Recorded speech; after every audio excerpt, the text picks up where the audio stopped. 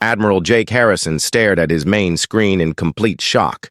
The Kepler 442 system was filled with alien ships. Hundreds of them. They surrounded his small exploration fleet like angry wasps around a disturbed nest. Ships of 3 different designs floated in space, all pointing weapons at the 5 human vessels. How many are there? Jake asked, his voice barely above a whisper. Navigator Amy Chen checked her instruments twice before answering. Sir, I count over 300 vessels. Some of them are bigger than our largest ships back home. Security Chief Tony Rodriguez had gone pale. Captain, they've got us completely surrounded. If they wanted to destroy us, we'd be dead already. Jake looked around his bridge crew. These were good people who had signed up to explore space, not to fight the largest alien fleet in history. The UNS Devastator was powerful, but not powerful enough to fight 300 ships at once. Danny, are you getting any communications from them? Jake asked. Communications Officer Foster shook his head. Nothing we can understand, sir. There are signals flying back and forth between their ships, but our computers can't translate any of it. What Danny did not know was that the alien fleets were arguing among themselves. Fleet Commander Vel Karras of the Zephyrians was demanding that everyone wait for negotiations. War Marshal Thok of the Cracks wanted to attack immediately before the humans could call for reinforcements. High Scholar Nix Valon of the Ethereals was trying to convince both sides to remain calm. Chief Engineer Lisa Martinez spoke up from her station. Captain, I'm detecting massive energy buildups from their ships. It looks like they're charging weapon systems. Jake made the hardest decision of his life. All ships, this is Admiral Harrison. Stand down all weapons. Repeat, do not charge any weapon systems. We are not here to fight. The bridge fell silent. Everyone knew that if the aliens decided to attack, the human ships would be destroyed in seconds. But Jake believed that showing peaceful intentions was their only chance of survival. On the Zephyrian flagship, Fleet Commander Vel Karras watched her sensors in amazement. The Terra ships are powering down their weapons, she reported to the combined alien fleet. I do not understand. Why would they show weakness now? War Marshal Thok was equally confused. It is a trap, he declared. No warrior species would lower their guard unless they had hidden advantages. They must have reinforcements coming. But High Scholar Nix Valon had been studying the human ships more carefully than the others. The ancient ethereal had noticed something that the younger species had missed. Wait, Nix Valon broadcast to all ships. I am detecting something unusual about these vessels. Their weapons are not what we thought they were. Explain, demanded Vel Karras. What we interpreted as advanced weapon ports are actually scientific instruments. Those energy signatures we thought were charging weapon systems are actually power feeds for research equipment. These are not warships. They are exploration vessels. A moment of stunned silence filled the communication channels. Then War Marshal Thok spoke, his voice full of disbelief. Impossible. We detected weapons powerful enough to destroy planets. No. Nix Valon replied. We detected energy levels powerful enough to destroy planets, but that energy is being used for their propulsion systems, not weapons. These humans have built ships with massive engines for deep space exploration. On the UNS Devastator, Danny Foster suddenly jumped up from his station. Captain, I'm getting a transmission on mathematical frequencies. Someone is trying to communicate with us. Jake felt his heart racing. Put it on the main screen. Simple, mathematical equations appeared on their display. Basic addition, multiplication, and geometric shapes. Then star charts showing their current location and the positions of nearby planets. They're trying to establish communication, Danny said excitedly. This is first contact protocol just like we learned in training. Jake took a deep breath. This was the moment that would change human history forever. Danny, respond with our own mathematical sequences. Show them we understand and want to talk. For the next 6 hours, the two sides exchanged information through mathematics, pictures, and simple concepts. The aliens learned that humans were a young species from a small planet who had only recently developed faster-than-light travel. The humans learned that they had accidentally wandered into a galaxy full of ancient civilizations. The breakthrough came when High Scholar Nix Valon established direct communication with the human fleet. The Ethereal's advanced translation systems finally cracked the human language. "Greetings, humans of Earth," came the first alien voice that any human had ever heard. "I am High Scholar Nix Valon of the Ethereal Concord.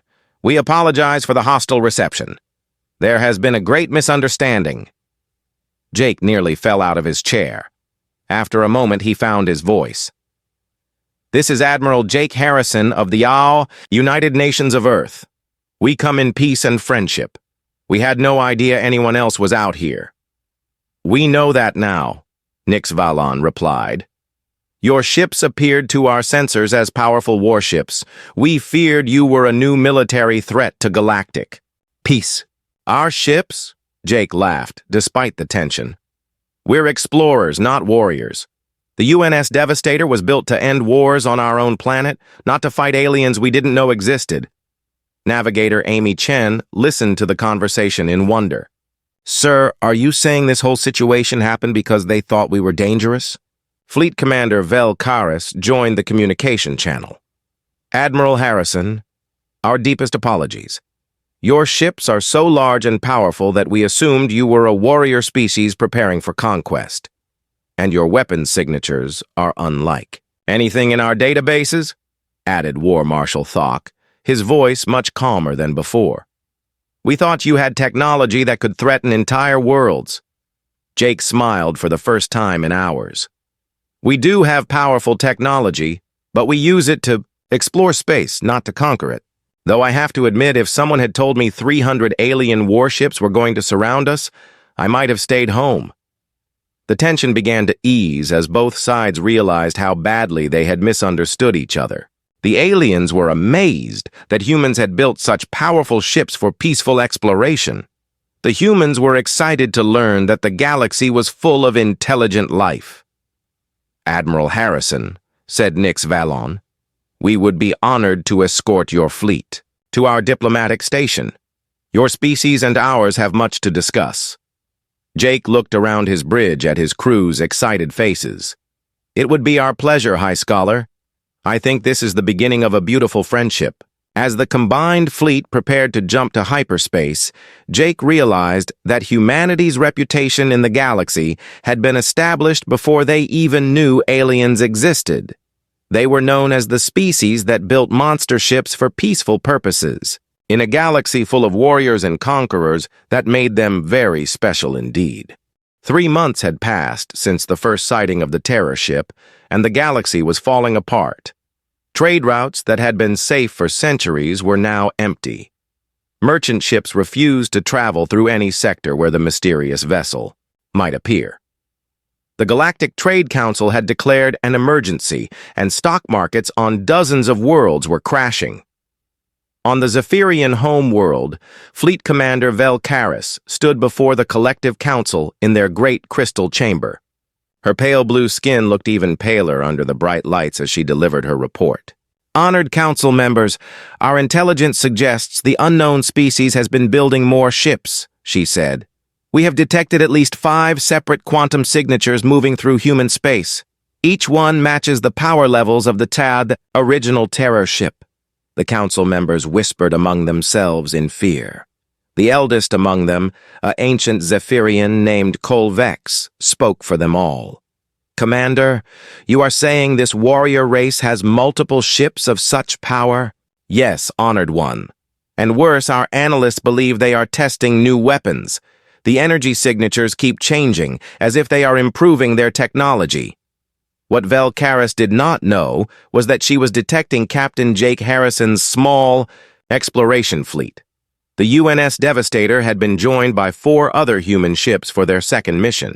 Chief Engineer Lisa Martinez had indeed improved their quantum drives, making them more efficient and powerful than before. On the Crack's homeworld, War Marshal Thok faced his own angry leaders. The War Council sat in their iron throne room, surrounded by weapons and battle standards from 1,000 victories. But today, victory seemed impossible. "The enemy grows stronger while we grow weaker," declared War Chief Brack, the supreme leader of the Cracks. "Our spies report that 2 of our allies have already started secret negotiations with these humans. They fear us less than they fear the terror ships." Thok nodded grimly. "My lord, the hegemony of Vorth and the stellar kingdom of Kex have both withdrawn their fleets from our borders. They say they need to defend against the new threat. But I believe they seek to ally with the humans before we do." The war chief slammed his massive fist on his throne, creating a sound like thunder. "Then, we must strike first. Ready the entire battle fleet. If these humans want war, we will give them the greatest war this galaxy has ever seen." But even as Thok prepared for battle, doubt crept into his mind. His scouts had reported that human space seemed to contain only civilian traffic and commercial vessels. No military buildup, no preparation for war, no signs of the massive fleet that should support ships as powerful as the terror vessels. It made no sense, unless the humans were masters of deception beyond anything the Cracks had ever encountered. High Scholar Nix Valon floated in the meditation chamber of the ethereal home world, discussing the crisis with other ancient minds of their species. The ethereals had lived for millions of years, and they had seen many threats to galactic peace. But this was different. "The humans puzzle me," Nix Valon admitted to the collective consciousness. "Their broadcasts suggest a young species still learning to explore space. Yet their ships display technology that rivals our most advanced designs." Another ethereal mind joined the conversation. "Perhaps they are an ancient species pretending to be young. A test of some kind to judge how we would react to a new power. Or perhaps," suggested a third mind, "they are exactly what they appear to be. A young species that developed military technology far beyond their other capabilities. Such a thing has happened before." "Yes," Nix Valon agreed, "but never to this extent. These humans have achieved in decades what most species take centuries to develop. Either they are lying about their history, or they are the most dangerous species we have ever encountered." Meanwhile, on Earth, Admiral Jake Harrison stood in the briefing room of Earth Fleet Command, completely unaware of the chaos his missions had caused. He was showing holographic star charts to Fleet Admiral Scott, Parker, and several other senior officers. "Our second mission was even more successful than the first," Jake reported. "We visited 3 different star systems and found 2 planets that could support human colonies. The quantum drive improvements have cut our travel time in half." Fleet Admiral Parker smiled as he studied the data. "Outstanding work, Jake. The President wants to announce the colony program next month. The public is excited about humanity's expansion into space." "What about the scientific discoveries?" asked Dr. Helen Brooks, the head of Earth's space research program. Jake activated another hologram. "We've detected some interesting phenomena that our scientists will want to study.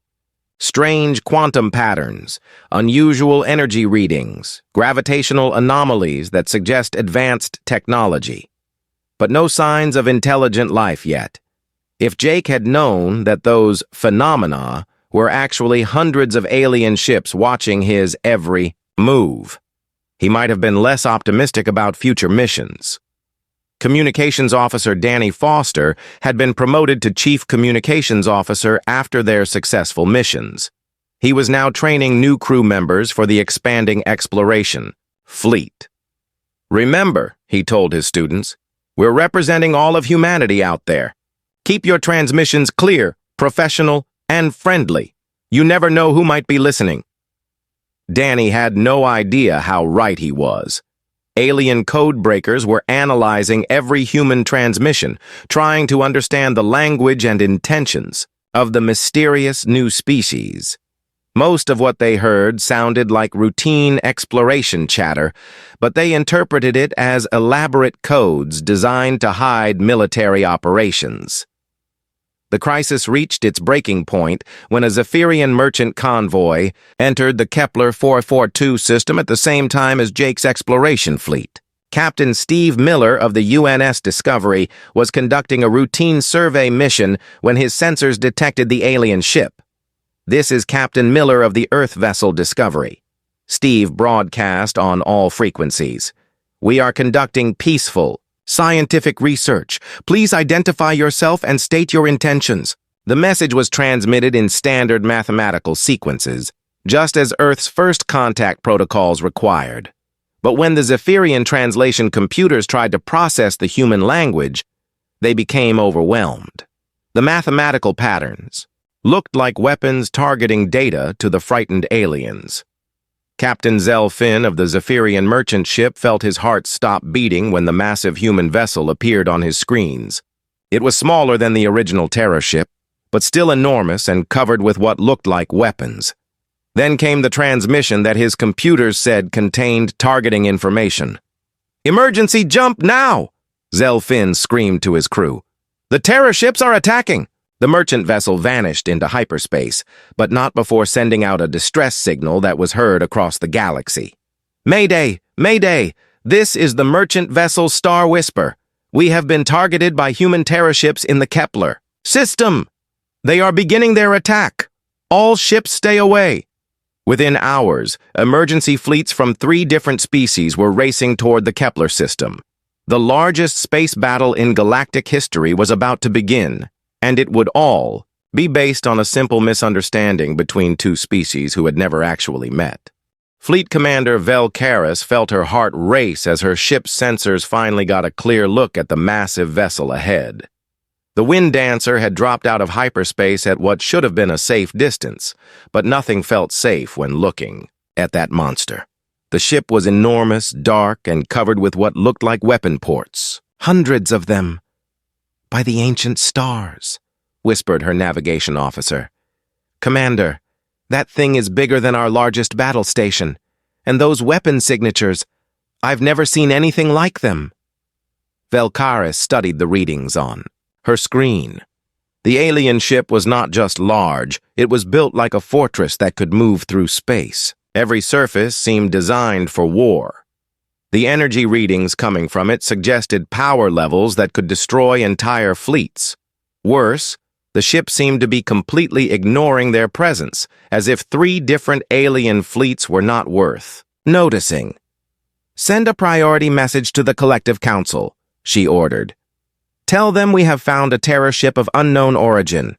Request immediate military support and evacuation of nearby colonies." On the Crack's flagship, War Marshal Thok was having his own moment of shock.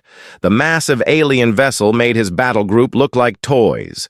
His 6 ships were among the most powerful in the Crack's fleet, but together they would barely equal 1 section of the monster ahead of them.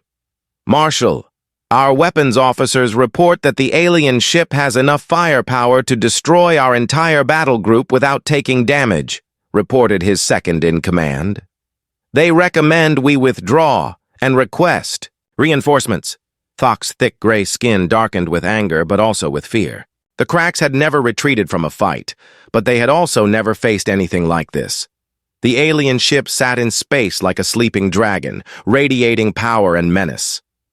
"No retreat," Thok growled, but his voice lacked its usual confidence. "But we do not attack either. Send word to the War Council. Tell them we have found a ship that could challenge our entire fleet. We need every available battle group in this sector." High Scholar Nix Valon observed the scene from a much greater distance. The ethereal observation ship was nearly invisible, using technology that bent light and energy around it. From this safe position, Nix Valon could study both the massive alien vessel and the other 2 fleets without being detected. "Fascinating," the ancient being mused. "The vessel shows no reaction to the presence of the other fleets. Either its crew is supremely confident, or they possess sensor technology so advanced that they are monitoring all of us without revealing their awareness." The ethereal ship's artificial intelligence processed thousands of data points every second. High Scholar, the energy patterns suggest this vessel is conducting some form of weapons testing. The quantum fluctuations indicate extremely advanced technology. Nix Valon considered this information carefully. In millions of years of galactic observation, the ethereals had seen many species rise and fall. Most followed predictable patterns. But this new species seemed different. They had appeared from nowhere with technology that rivaled the most advanced civilizations, and they showed no interest in the established galactic order. On the UNS Devastator, Captain Jake Harrison was completely unaware of the panic he was causing. His crew had finished their system tests and was preparing for their return jump to Earth. The mission had been a complete success, and everyone was excited to share their achievements with the people back home. Lisa, how did the quantum drive perform? Jake asked. Chief Engineer Martinez smiled as she checked her readings. Better than we hoped, Captain. The energy efficiency was nearly perfect, and I think I can make some improvements for next time. We could probably jump twice as far with the same power consumption. What Lisa did not know was that her improvements would make the ship's energy signature even more terrifying to alien sensors. The quantum drive was already broadcasting power levels that the aliens interpreted as weapons charging systems. Communications Officer Danny Foster was recording everything for the historical archives. Captain, should I prepare a message for Earth Command? They'll want to know about our successful jump. Go ahead, Danny. Tell them we've made humanity's first faster-than-light journey and that all systems performed perfectly. We'll be ready for longer missions within the month. Danny began composing the message, not knowing that alien communication experts were trying to decode every transmission from the human ship. The mathematical sequences in human language were being interpreted as targeting data for advanced weapons systems. Security Chief Tony Rodriguez was still monitoring the strange energy readings at the edge of their sensors. The patterns were getting stronger, but they did not look like anything threatening. Captain, those odd readings I mentioned earlier are still there. They're actually getting more intense. Any idea what they might be? Jake asked. Hard to say. Could be some kind of natural phenomenon we've never seen before. Maybe a pulsar or unusual solar wind. Nothing that seems dangerous. Those energy readings were actually the combined signatures of 30 alien warships. The Zephyrian, Cracks, and Ethereal fleets had been joined by reinforcements from all three civilizations. News of the terror ship had spread through Galactic. Communication networks faster than light itself. Admiral Kane was reviewing the mission data when he noticed something interesting in the quantum sensor logs. Jake, take a look at this. We're detecting some unusual quantum entanglement patterns in the local space, almost like there are artificial quantum networks operating nearby. Jake studied the readings but could make no sense of them. Human science was still learning about quantum mechanics, and they had no idea that advanced civilizations used quantum entanglement for instant communication across the galaxy. File it in the science report, Jake decided. The folks back on Earth will want to study everything we've discovered out here. Navigator Amy Chen was plotting their return course to Earth when she detected new gravitational anomalies. Captain, I'm reading multiple gravity wells appearing throughout the system. This is very strange. It's almost like ships are jumping in and out of hyperspace all around us. More natural phenomena? Jake asked. I suppose so, but I've never seen patterns like this. It's almost like there's a lot of traffic in this area. Amy was exactly right, but she did not realize it. The traffic consisted of the largest gathering of alien warships in decades. Representatives from dozens of species were arriving to observe the terror ship that had appeared in their galaxy. Word was spreading that a new warrior race had emerged, one that built ships so powerful they could ignore entire fleets. Back on their respective homeworlds, the three alien civilizations were in crisis mode. The Zephyrian Collective had declared a state of emergency and was evacuating border colonies. The Cracks' hegemony was mobilizing their entire military for what they assumed would be the war of their lifetime. The ethereal Concord was holding emergency sessions to decide how to respond to what might be a new galactic superpower. None of them knew that the Terror ship was actually a peaceful exploration vessel crewed by beings who had never seen an alien and had no idea they were being watched by hundreds of thousands of eyes. Fleet Commander Velcaris stared at the readings on her ship's main screen and felt her blood turn cold. The energy signature was unlike anything in the Zephyrian database. Whatever had just jumped into this sector was massive, powerful, and completely unknown. Her sleek scout ship, the Wind Dancer, was racing toward the coordinates at maximum speed, along with two other vessels from her fleet. "Commander, we're getting more data from the long-range sensors," reported her navigation officer. "The object is 12 kilometers long and broadcasting energy levels that match a heavy battlecruiser, but the design is nothing we've ever seen." Velcaris touched the communication controls with one of her four arms. The Zephyrians were tall, thin beings, with pale blue skin and large eyes that helped them see in the dim light of their homeworld. They had been exploring space for over 1,000 years, and they thought they knew about every species in this part of the galaxy. "Send a message to the Collective Council," she ordered. "Tell them we have encountered an unknown vessel of significant size and power. Request instructions." On the other side of the sector, War Marshal Thok was having similar thoughts. But his response was very different. The Cracks were a warrior species, built like walking tanks with thick gray skin and powerful muscles. Thok commanded a battle group of 6 ships, and his first instinct was to assume the unknown vessel was a threat. "Battle stations," he growled through his ship's communication system. "Unknown ship detected in our territory. All weapons ready, shields up. If they want to fight, we will give them one." The Cracks' ships were angular and covered with armor plating. They looked like they had been built for war, because they had been. The Cracks believed that strength was the only thing that mattered in the galaxy, and they had built their civilization around that idea.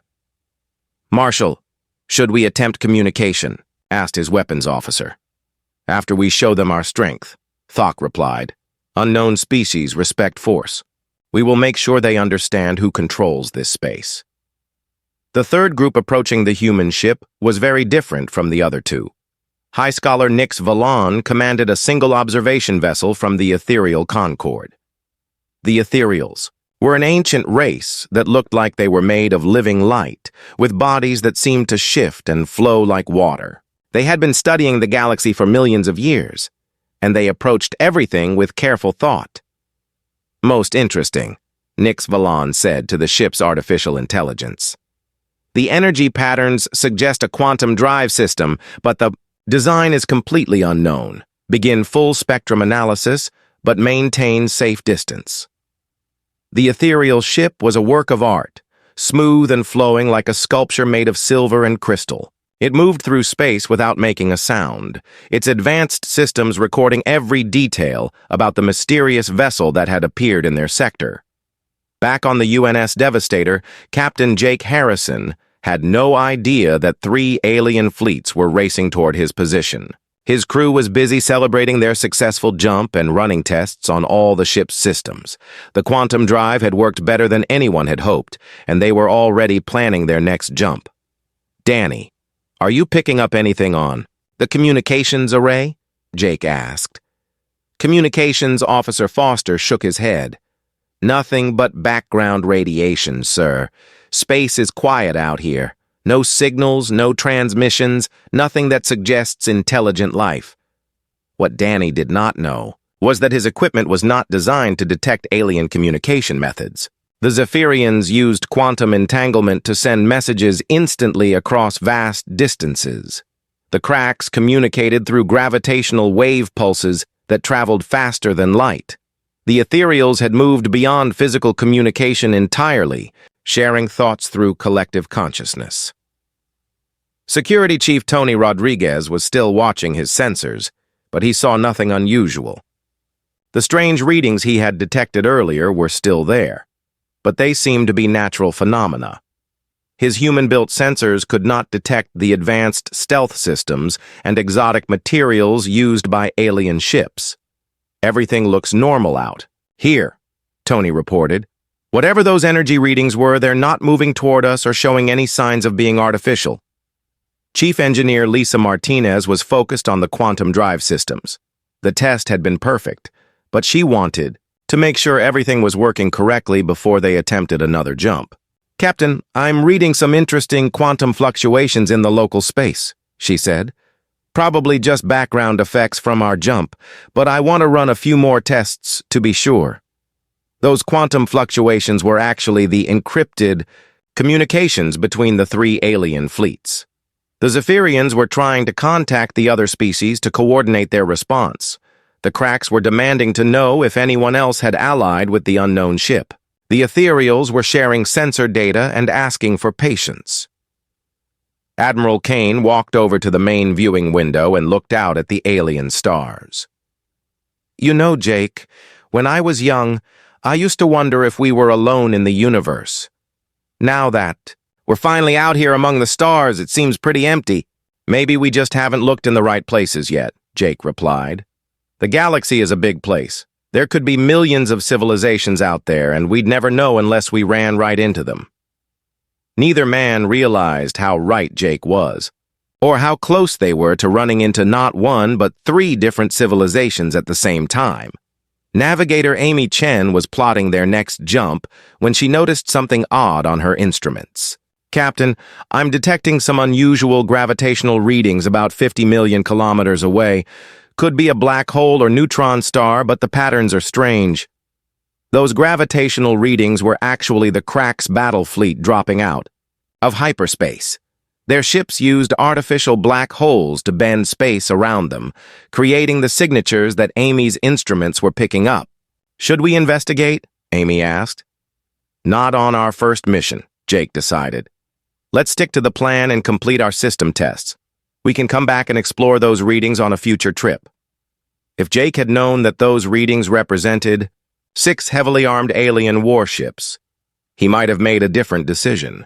But the human crew continued their peaceful mission, completely unaware that they were about to become the center of the largest military gathering in recent galactic history. The 3 alien fleets were now less than an hour away from reaching the Devastator's position. Soon, first contact would begin, but not in the way anyone expected.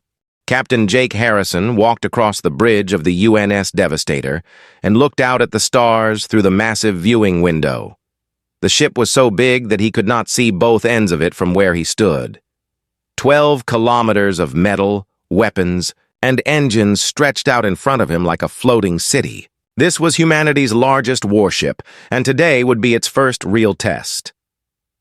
The bridge buzzed with activity as crew members worked at their stations.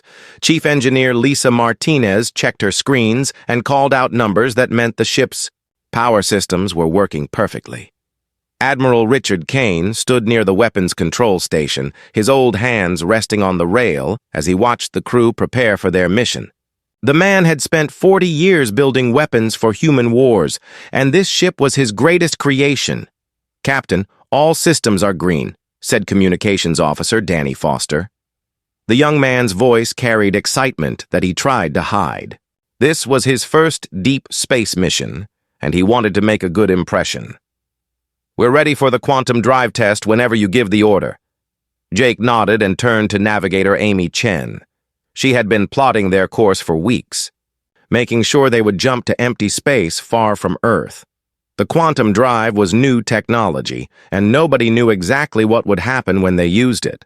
Better to be safe and test it away from populated areas. "Amy, are we clear of all traffic?" Jake asked. "Yes, sir. No ships, stations, or known objects within 50 million kilometers of our jump point," Amy replied. Her fingers danced over her control panel as she double-checked the readings. "We're as alone as we can get out here." Security Chief Tony Rodriguez spoke up from his station. "Sir, I'm still picking up some strange readings on the edge of our sensors, probably just background radiation, but I wanted to mention it." Jake looked at the security chief's screen. The readings were faint and scattered, nothing that looked like ships or threats. Space was full of odd energy patterns, especially this far from the sun. Keep monitoring it, Tony. Let me know if anything changes. The captain pressed a button on his chair that connected him to the entire ship.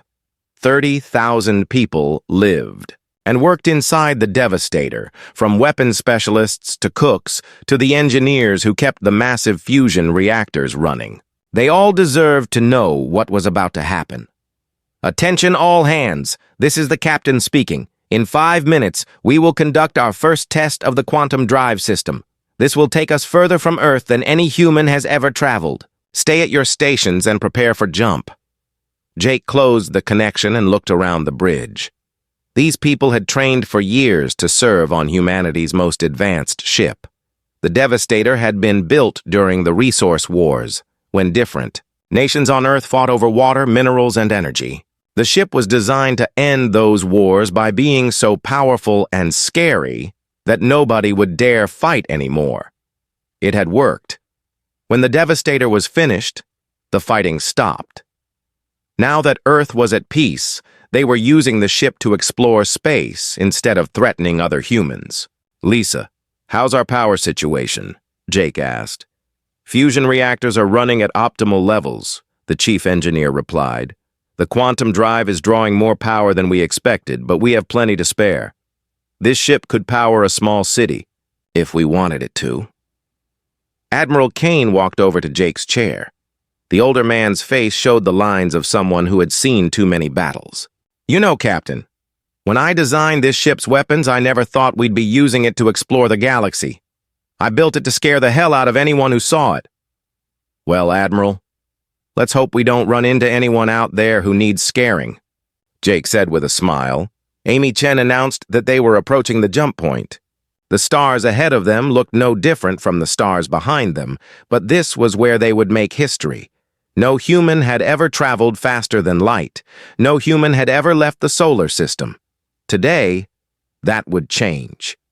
Danny, make sure you're recording everything, Jake ordered.